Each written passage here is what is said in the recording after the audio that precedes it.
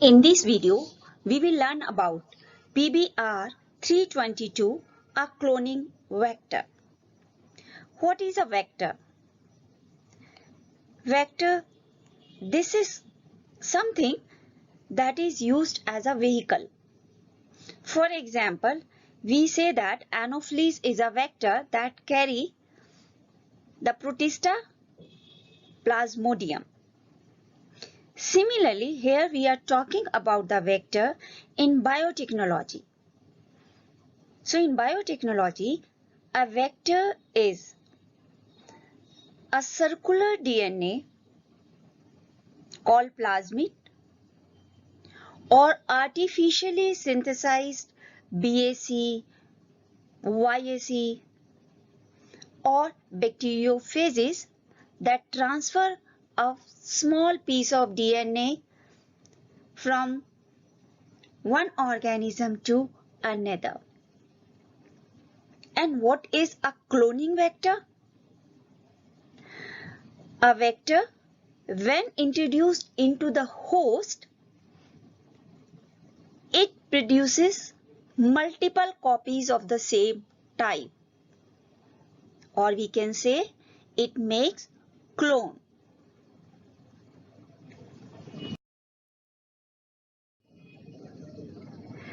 So the most commonly used vector which are used to transfer the foreign DNA fragments into the host are plasmid, bacteriophages, BAC, that is bacterial artificial chromosome, YAC, yeast artificial chromosome. Plasmid are the extra chromosomal DNA which are found in some bacteria. I am saying in some bacteria. All bacteria are not having this plasmid. We all know that bacteria, they are having a chromosomal DNA in the nucleoid region. Beside that, there is a circular plasmid also in some bacteria. This plasmid can replicate independently in the bacteria. So whenever we want to insert a small fragment of DNA, then plasmid are the best vector. But for inserting large DNA fragments, bacterial artificial chromosome and the yeast artificial chromosomes are used because plasmid itself is made up of small number of base pairs. So we cannot insert any large fragment that is having a very large number of the base pair. The cloning vector that we are going to select to insert a foreign piece of DNA fragment should have some specific features that allow the convenient insertion of that DNA fragment and its insertion into the host. The most common used host is E. coli. Now what is PBR 322? PBR 322 is a genetically engineered plasmid. It is not a naturally occurring plasmid. It is a genetically engineered plasmid, and this was created in 1977. In PBR 322, P stand for plasmid, B for Bolivar, and R for Rodriguez, the name of two scientists who created this plasmid. And 322, this is the number that is given to the each plasmid that is created in the lab. So this is the specific number that is given to PBR. It is having 4,300 and 61 base pair in it.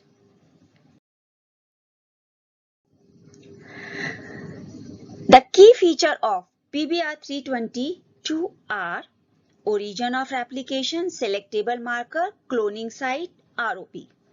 These four key features decide whether our vector is good for our biotechnological process or not. What is special about PBR 322? In this, there are two selectable marker genes, amplicin resistant and tetracycline resistant gene.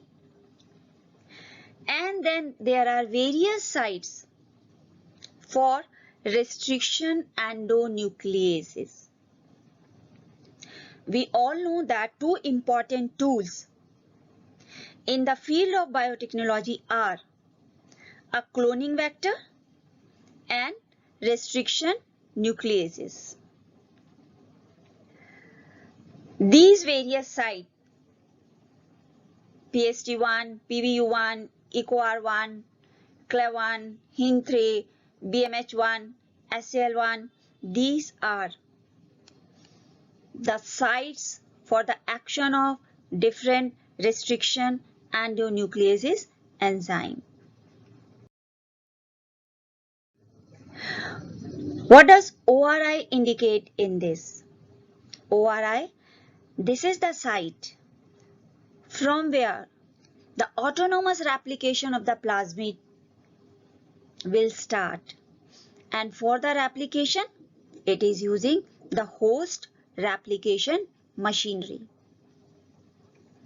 The another function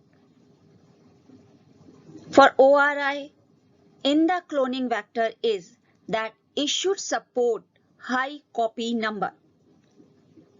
Though in natural condition, high copy number is always disadvantageous, but for a cloning vector, this is a desirable feature because we want the multiple copies of that DNA sequence. More is the number of DNA copies, more will be the desired product. So the ORI selected should be such that it support multiple copies formation. Selectable marker is another very important feature of a cloning vector. Why selectable marker is required? Because it is only with the help of selectable marker we are going to identify the bacteria whether it is having the recombinant plasmid or not. And just now we have done that PBR 322 is having two selectable marker. One amplicin resistant gene and the another one is tetracycline resistant gene.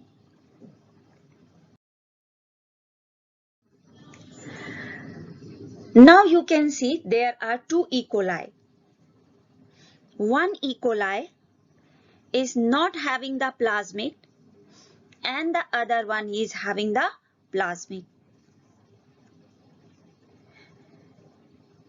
It is only 1 out of 10,000 bacteria that pick up the plasmid which is having the antibiotic resistant gene. What does that mean? 9,999 bacteria are not having the plasmid. So we have to separate this one bacteria from 9,999. How can we do this? Selectable marker help to differentiate these two types of bacteria. How? We can grow the whole colony of these bacteria on the antibiotic plate. Bacteria without plasmid will die, and the only one which are having the plasmid, they will survive and they will form the colonies. Because the E. coli or the bacteria which are now having the plasmid, they are also having the antibiotic resistant genes in it. So these antibiotic resistant genes help the bacteria to survive on antibiotic. That is why these bacteria are called transformant, and the bacteria without plasmid are called non-transformant. So we need one selectable marker to differentiate transformant and non-transformant. That is bacteria without plasmid from bacteria with plasmid.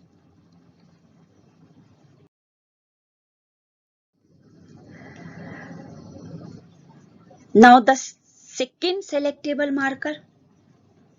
Why do we need a second selectable marker? Just now we have done that E. coli may take the plasmid or may not take the plasmid. And the probability we have seen that out of 10,000, only one bacteria is taking the plasmid. But again,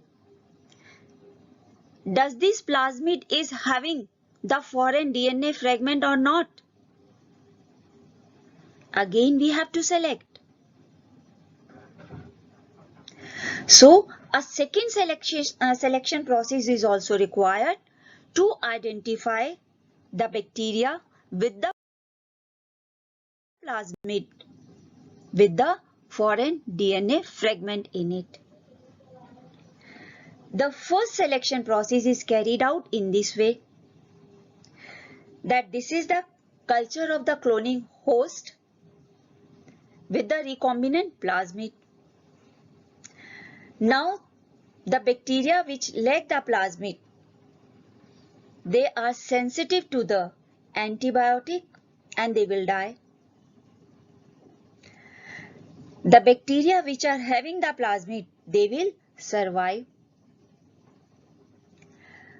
Now the other thing is that there are bacteria which are having the plasmid with the insert, that is recombinant plasmid. So now how we are going to select this one? For this, a second selection system is necessary. So to identify those plasmid which are carrying a foreign DNA fragment, the site of insertion of that foreign DNA insert, it should be such that its insertion disrupt a selectable marker, and this process is called insertional inactivation. In earlier slide we have done that plasmid is having two selectable marker, one is amplicin and another is tetracycline resistant gene. So why two selectable markers are required? One selectable marker is to differentiate between the transformant and non-transformant. And the second selectable marker is required to identify recombinant and non-recombinant from these transformant bacteria. Now in this slide, you can see the first E. coli is without a plasmid. So this is non-transformant. And one selectable marker will help us to select transformant from non-transformant. The second one is E. coli with plasmid. This is a transformant because it is having a plasmid. But this is not having a foreign gene insert in this. So in this plasmid is not a recombinant. So this is a non-recombinant transformant. In third E. coli, we can see that there is a plasmid and this plasmid is with an insert. So this is a transformant that is having a recombinant plasmid in it. So the first selectable marker is to differentiate between transformant and non-transformant. And second is to differentiate transformant with recombinant plasmid and transformant without recombinant plasmid. This is the reason we need always two selectable marker. And this is the reason PBR 322 is having two selectable marker in the form of two antibiotic resistant gene.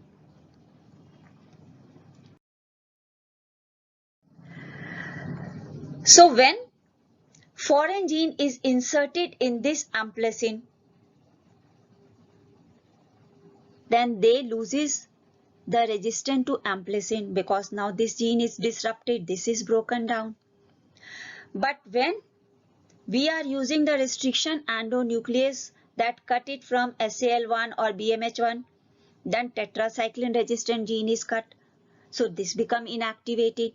So now this E. coli is going to become susceptible to tetracycline, but still it is resistant to amplicin.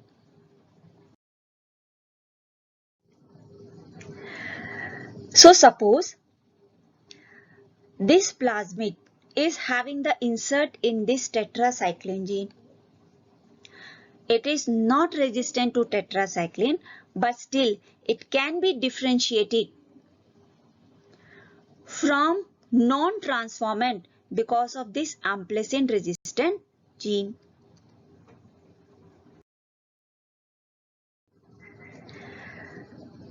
Now what we are going to do, how we are going to select? So first of all, transformant growing on the amplicin, they are transferred to the medium containing tetracycline. So the recombinant will grow on amplicin, but they will not grow on tetracycline because tetracycline gene has been inactivated due to insert. But non-recombinant, they will grow on both the antibiotic because both genes are intact. None of the gene is having any insert. So we are having the three category. Non-transformant, no plasmid. So no resistant. Transformant with non-recombinant plasmid. They are resistant to both tetracycline and amplicin. And transformant with recombinant plasmid, and they are resistant only to amplicin, where the tetracycline resistant gene is having an insert in this. So now I think this is very much clear to you why we are having two selectable marker in the plasmid PBR 322. One is helping in identification of transformant and non-transformant, and the second is helping the selection of recombinant from non-recombinant. But it is a cumbersome procedure. Why? It's a slightly complex process. First of all, you have to grow the colonies on the amplicin, then on the tetracycline. This takes a lot of time. Is there any simple procedure available? Yes. We can use this insertional inactivation for some other gene also, which give us direct result. So first of all, it should be clear to you what is insertional inactivation. When a gene gets inactivated due to insertion of another foreign DNA into this. For example, say this is the gene here and we want to insert another foreign gene here. But when we are cutting this gene here and putting our foreign DNA here, then because of this cut, this gene get inactivated. This is called insertional inactivation. We are using this insertional inactivation technique to differentiate recombinant transformant from non-recombinant transformant. For this, instead of a tetracycline resistant gene, we are using alpha galactosidase coding gene. Though we can use tetracycline resistant gene also, there is no issue about that. But we have done, that is a complex process. So to make this procedure simpler, we are using an alternate selectable marker, and alpha galactosidase is a very good replacement for that. And remember one more thing, we are going to use this alpha galactosidase coding gene along with the amplicin resistant gene, because amplicin resistant gene is required to differentiate transformant from non-transformant. So it has to be there. I am saying for second selectable marker, we are using alpha galactosidase. So this is going to differentiate recombinant from non-recombinant on the basis of the color only. And they are going to produce this color in the presence of a chromogenic substrate. I want to emphasize here that alpha galactosidase is used, not the beta galactosidase. Why we are not using beta galactosidase? Because the sequence of the base pair which are coding for beta galactosidase is quite long. This cannot be inserted into PBR322 plasmid because plasmid itself is a very small chromosomal unit. It is just having few thousand base pair in it. On the other hand, alpha galactosidase is smaller as compared to beta galactosidase base pair sequence. So if the plasmid is not having any foreign DNA fragments in it, it means the alpha galactosidase coding gene is intact. In this case, the colonies are going to be blue colored when a particular chromogenic substrate is provided. So we are going to get blue color colonies, and just by looking at the color we can say that these are non-recombinant, and we can simply reject them because we don't want non-recombinant. On the other hand, if plasmid is having an insert, it means there has been insertional inactivation. So now this gene get inactivated. It is not going to produce any color. We are going to get white color colonies.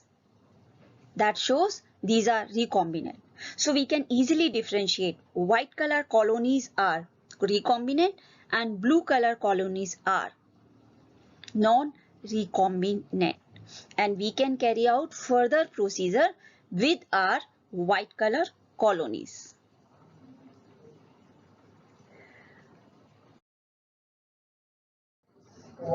So this slide is showing the procedure that we are carrying out here. The first process, we are inserting the alpha galactosidase, a foreign gene, into alpha galactosidase coding gene. So a recombinant plasmid is inserted into this host, and ultimate we are going to get this white color or the blue color colonies.